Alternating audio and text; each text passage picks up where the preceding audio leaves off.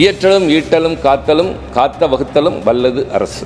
What I am telling about Tamil Nadu is the Dravidian model of government by Mr. M.K. Stalin.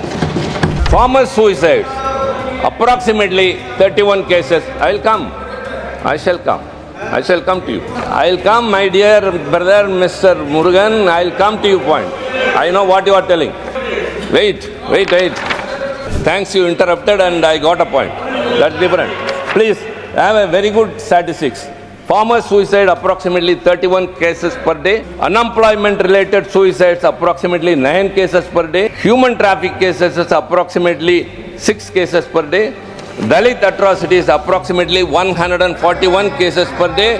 Student suicides approximately 36 cases per day, and cyber crimes approximately 180 cases per day. There are two different views. One side, the rich are becoming richer. The other side, the poor are becoming poorer, and this is the real stage of this country.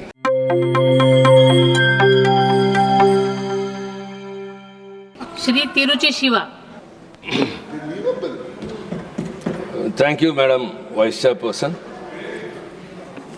See, a budget is not merely a statement of accounts, but it is a statement of intent.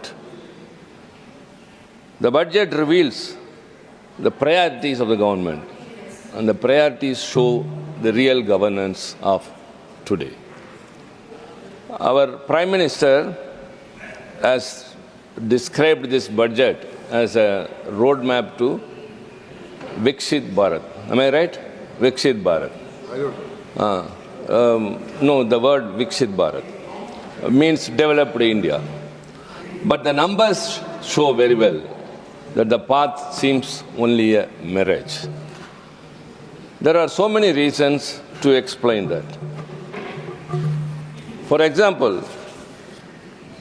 the union budget was presented as a proclamation of progress, but conveniently hiding the realities in the ground of stagnant growth, growing inequality, and a sizable demographic dividend slipping off the fingers into a demographic disaster.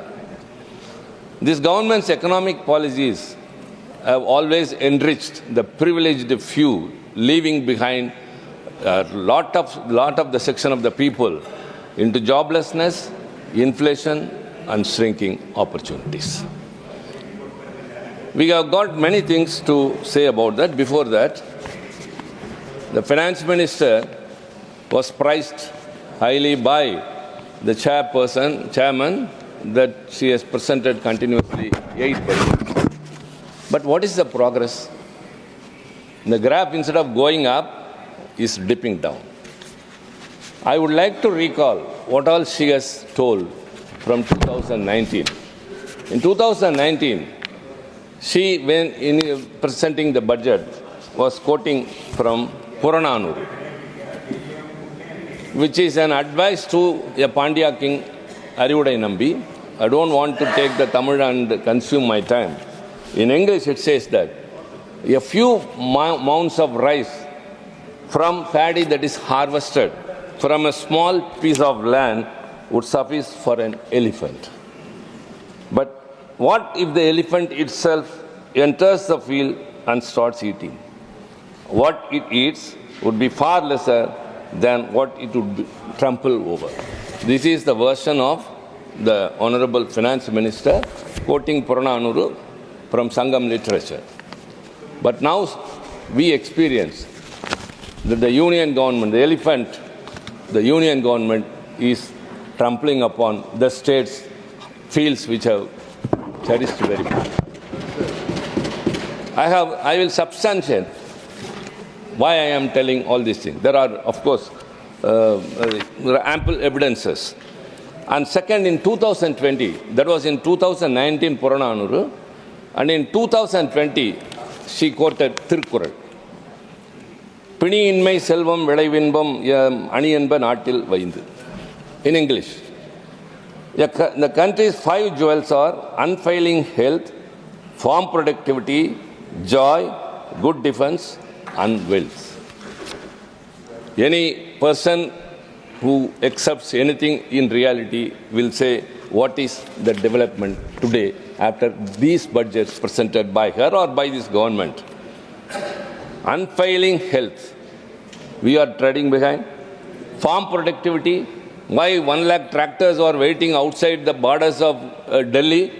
If they are contented and if productivity is more or if they are given more, it would not have happened. So also wealth. And 2021, she quoted another Tirukkural. Iyattalum, Eattalum, Kaathalum, Kaatha Vahuthalum, Vallathu Arasu. A good king is one who is able to acquire wealth, guard it and distribute it justly. That is it. Of course, you consume, you collect revenues, you guard it, but whether it is distributed justly to all the people equally in this country means no. As I said earlier, it enriched the privileged few and deserted the people who are in this country in the lower rung. That's what my senior colleague, Mr. Chidambaram, told here. When only 1% of this population are enjoying or controlling 22.6% of the income and wealth is 40.1%. 1% of our population controls 40.1% of wealth and enjoying 22.6% of the income. Whereas the poor people at the bottom level, 50%, they are only getting 15% of the income and 6.4% of the wealth. This is totally disproportionate. Only the finance minister has to explain all these things. And in the 2025, she has said that Van Noki Vadam Mulakalla Mannavan Kol Noki Vadam Kudi. As the living beings look upon the sky for rains, the citizens look upon the government for good governance. Yes, they are looking upon, but no good governance. These are all mere not allegations. What is happening is partisan approach of this government. For example, if a woman is going to buy some flowers from a woman who is selling on the roadside, she will measure it with her hands. But if the customer is regular and well known to her, you can measure it with your own hands. Because the seller's hand must be small, may be small. Like that, when they have a yardstick, they have a yardstick for the states which are ruled by the ruling party, and they have a smaller yardstick for those states which are ruled by the opposition party. They have to explain that. These are all not just allegations. There are ample evidences. My state, Tamil Nadu, being this a council of states and I represent the state of Tamil Nadu, before going into the larger issues and the greater implications, I have to mention something about my state, what all we are suffering, though we perform very well. The Tamil Nadu government is contributing to the GDP of this country 9.04%. And what we are getting by way of devolution is 4.08%. The 14th Finance Commission recommended for 42% tax devolution. The 15th person for reduced it to 41%, but actually it is only 32%. Even not that. That's what I say. When we contribute 9.04% to the GDP, we are given back only 4.08%. I have no grudges with any other person from the state, except for the way of statistics I have to tell. The Uttar Pradesh government contributes 8.19% to the GDP, but they are getting 17.94% of devolution. What is the rationale? Bihar, please. I say I have no grudges against your state, but what is happening we have to elucidate. Bihar, GDP contribution is 2.87%, but is getting 10.08%. We give more, not even we get half of it. Why this discrimination? Why this partisan attitude? The finance minister has to enlighten us with the rationale behind this, what I call as victimization or discrimination, just because we are ruling the opposition are ruling. But despite that, we are doing very well, better than the union government. We can say that with head strong. It's not just a statement. The union government's allocation to education, as again our senior colleague who initiated, the former finance minister, he mentioned about Make in India. In the year 2015, lofty proclamations about Make in India was made by a Prime Minister. At the same time, Make in China was proclaimed in China. And in 2025, the recently elected President of USA, Donald Trump, has said, Make in America. This is in 2025.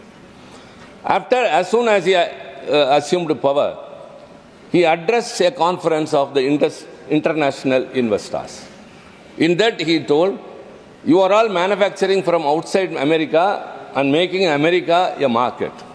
Hereafter, you should make everything in America, then only you will be given the benefits, or else I will be taxing you very heavily, which you cannot tolerate. This is a way of coercion, or any way he is approaching, that the revenue of the status of economic position of America should improve, Make in America. What happened to 2015 proclamation of India and China? China has reached this target. India has not. Why? Because the basic things which a nation needs is education, healthcare, infrastructure. Everything has been achieved by China. But here what happens is very poor, it has to be admitted. The union government is allocating only 2.5% of total expenditure to education. That is 1,20,628 crore. My state, Tamil Nadu government, we are allocating 49,700, that is 13.6% of our total expenditure. What Tamil Nadu government is spending towards education is 40% of the total allocation by the union government to the entire country. Ours is 13.6%. And this year it is 13.17%. So also health care. The union government allocation is 1.89%. See, India is the thickest populated country. And what America does not have, we have is the youth population. America may have very good education, might have very good infrastructure, but they don't have the youth force as we are having. We are having 64% of our population as youth force. How you are going to utilize that? Because they are suffering because of unemployment. And healthcare is very much important, because the last rung of the people who work and who don't get anything. What is the reality? The income tax slab, which Madam Finance Minister has announced, that up to 12 lakh it will be exempted. I don't want to go into it. How many are the beneficiaries? Only 1 crore. 1 crore of the people are benefited. We have nothing against it. Let them enjoy it. But what about the remaining 139 crore of the people? And especially another thing. The EWS, which the government is very much proud of, economically weaker section, the slab is 8 lakh rupees per year. That is 75,000 per month. And if the residential area they are living is below 1,000 square foot and below 5 acres of land. 5 acres of land and 1,000 square foot of residential flat or anything which they live, and 8 lakh rupees is the slab for economically weaker section people. Leave that alone. But what does the BPL slab shows? I am not creating anything on my own. All the learned members here know that very well. Those who live in the urban area, if their income is below 37, they come under BPL. And in the rural area, it is 9 rupees. A person who is not able to earn even 1,000 rupees a month is considered as BPL. But a person earning 8 lakh will be considered, that is different. But they need basically education for their children and health care. This government is allocating only 1.89 of its total expenditure to health care, whereas my state, Tamil Nadu government, is spending 5.8% of the total expenditure.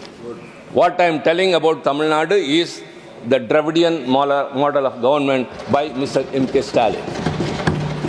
What I am telling about the union government is Modi's form of government. The billionaires are increasing. In this 1 year, many will be surprised, not shocked because this is happening. 75% have added up to the billionaires list in our country. It's going up and up. How they are, that means what is happening actually? Billionaires are increasing, whereas the basic needs of the people are not fulfilled. And very important statistics, when I say that, yes, every 5 days, one billionaire is coming out up successfully. Millionaire or billionaire. Numbers are increasing. Every 5 days, India sees a person becoming a millionaire. Same, at the same time, I have some other statistics. There are two different views. You see a very high building, a millionaire is living on the other side. The rape cases in India, daily average, approximately 87 cases per day. And murder cases, approximately 78 cases per day. Farmer suicides, approximately 31 cases. I will come. I shall come. I shall come to you. I will come, my dear brother, Mr. Murugan. I will come to your point. I know what you are telling. Wait. Thanks, you intervened. Thanks, you interrupted, and I got a point. That's different. Please, I have a very good statistics. Farmer suicide, approximately 31 cases per day. Unemployment-related suicides, approximately 9 cases per day. Human traffic cases is approximately 6 cases per day. Dalit atrocities, approximately 141 cases per day. Student suicides, approximately 36 cases per day. And cyber crimes, approximately 180 cases per day. There are two different views. One side, the rich are becoming richer. The other side, the poor are becoming poorer. And this is the real stage of this country. And he said that, what about Tamil Nadu? I am telling about Tamil Nadu only. Tamil Nadu is performing so well.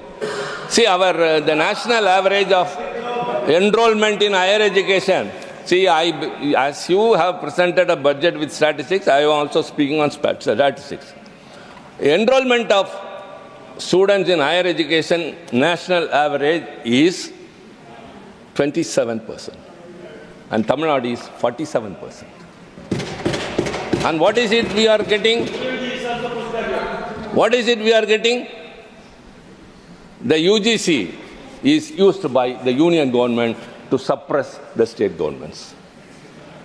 The colleges, the universities are within the purview of the state, the jurisdiction. The lands belongs to the states. The building structures, everything spent by the states. The teachers who are working there, they are also the salaries are given by the government, state government. And the students' concession and everything that is given, scholarship, everything is given by the state government.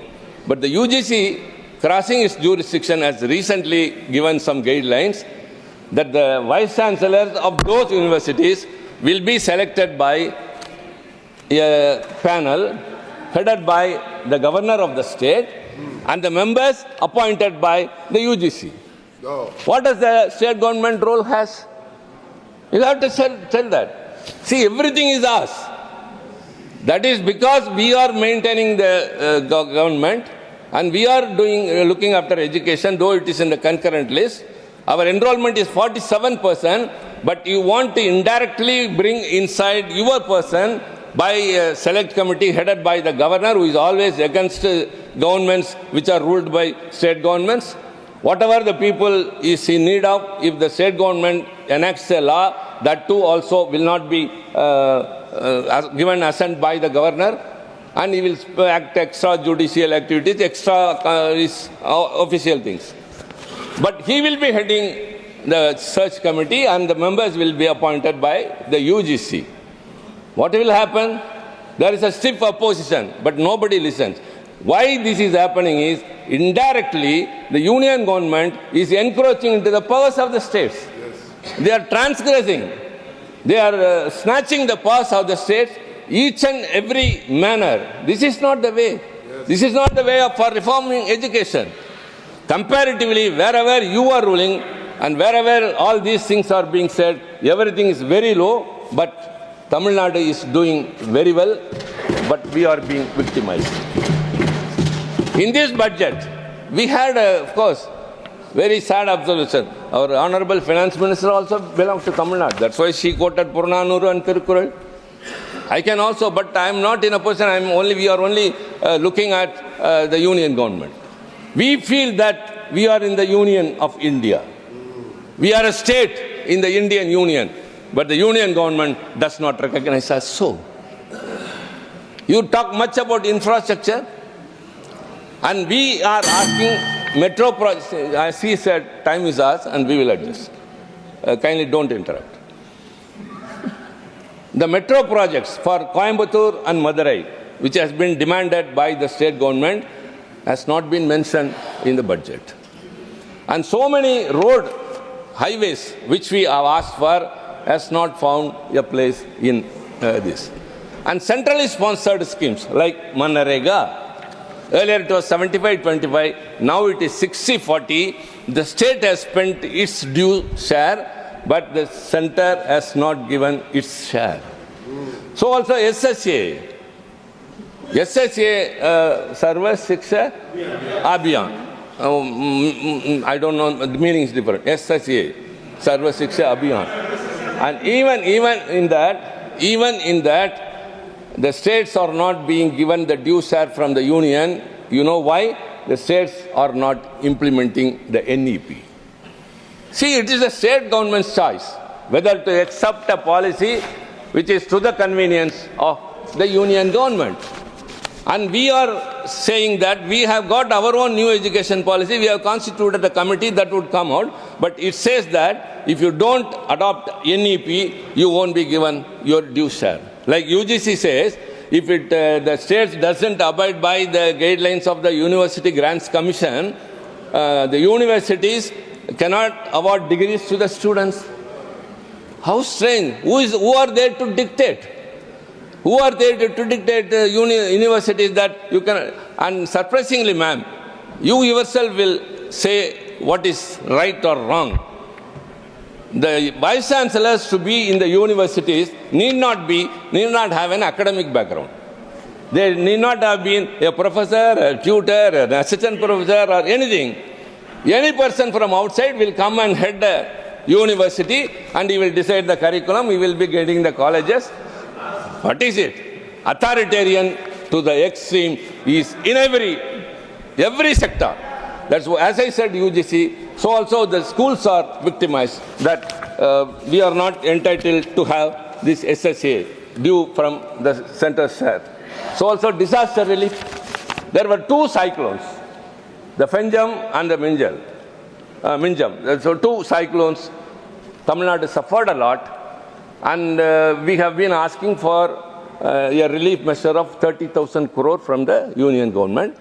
I also raised it during the zero hour. And at that time, I have received a reply from the Home Ministry saying that the state could give from the SDRF. It is beyond that. It exceeds the SDRF limits. And what does the NDRF is for? They give only lame excuses. Members from all the parties with conscience tell us, we asked for 30,000 crore rupees, but we were given only 267 crore. What is it? We have to undertake so many things that have been damaged during the cyclone. Infrastructure. People have to be brought back to normalcy. For that, the states are spending, whereas the union government stays off and say, we don't have anything. So in this way, disaster relief is not being compensated properly. The SSA, we are being victimized. The Manarega scheme, we don't get what we want. The road projects which we ask, we are not getting. And also the devolution of taxes is also not in the due manner or rational manner to my state. Ma'am, what is happening in my country? As I said earlier, at one side it is very much we see richer people, on the other side. Very important ministry is the MSME. Because the MSME is the largest employment provider next to the agriculture. And moreover, as per the budget of the finance minister, it is 7.5 crore who are getting employment.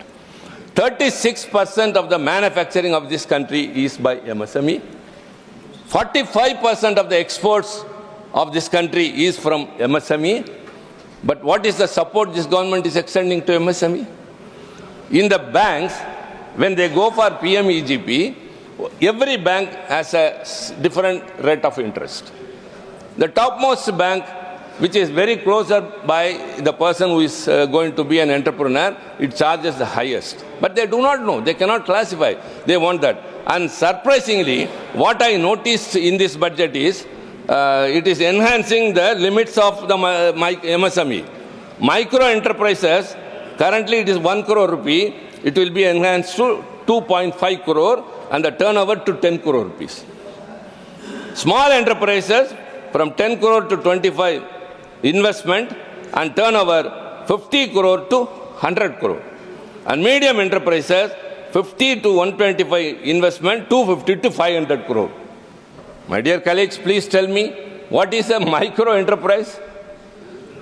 MSME people who are in just for 5 lakhs, just getting a 5 lakh loan, a woman is running something, doing some business, which gives an employment to 7 persons, 2 from the same family and 5 from that village.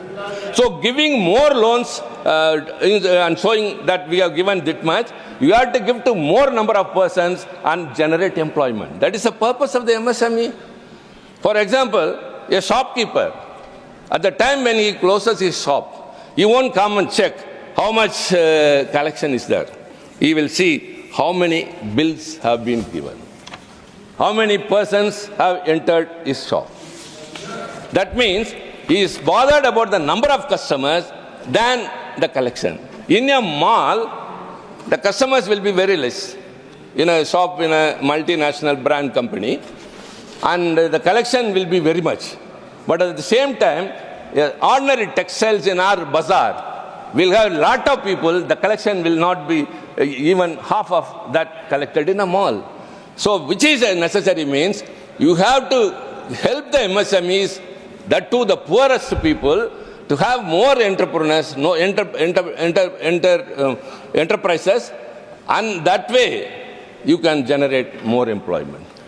And this year, very surprisingly, again the income tax slab, everyone is praising about, the collection of taxes, direct taxes, 56.78% is from personal income tax. And the corporate tax has come down.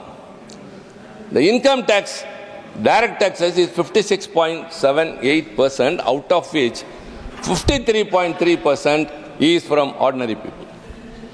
What you have done to these ordinary people, instead of that, you have favoring the corporates. And indirect taxes is the remaining 42.68 or something. And the indirect taxes mostly constitute the GST. And the GST this year mainly constitute, the indirect taxes constitute 83% of indirect taxes. 83% of the indirect taxes is from GST. That is what, again, our former finance minister told here. What are you doing with that? Why don't you cut down the GST? Every person, even an auto driver, even a farmer, even a laborer in a farm, they are paying GST.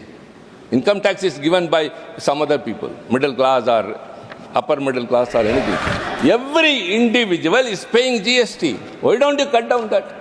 Have you cut down the excise duty of petroleum products, as he said, that would have benefited the lot in the nation. But you have not done so.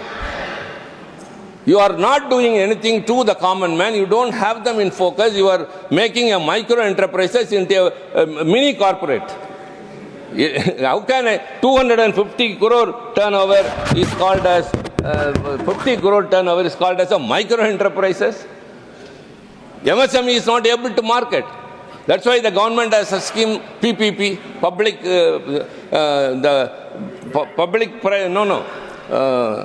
the public sectors have to procure from the MSMEs. 25% of their purchase should be from the MSMEs. In that, there is a sub-quota of 4% to the women and 4% to SC and 3% women. That has not yet been reached. We have been telling, why don't you include OBC also in that? But though there is an allocation, a reservation, a sub-quota, but it is not achieved, they are not able to market it. What are the devices you have for the MSE products to be marketed? How will you control the interest rates equally? You can prevail upon the RBI. You can say that the repo rate or anything of that sort. But an ordinary person who goes to a bank, the nearby bank, should not be taxed or in a manner of the interest verification. So in that way, the MSME, again I say, the largest employment provider has to be taken care of. But you are trying to make it again a corporate. The indirect taxes, the GST is going up and up. I cannot say everything in this very short time, that what are the GST, which is more, which is lesser.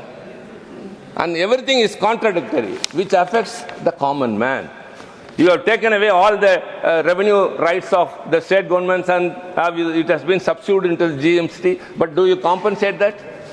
You collect GST compensation cess. You collect surcharge for welfare schemes.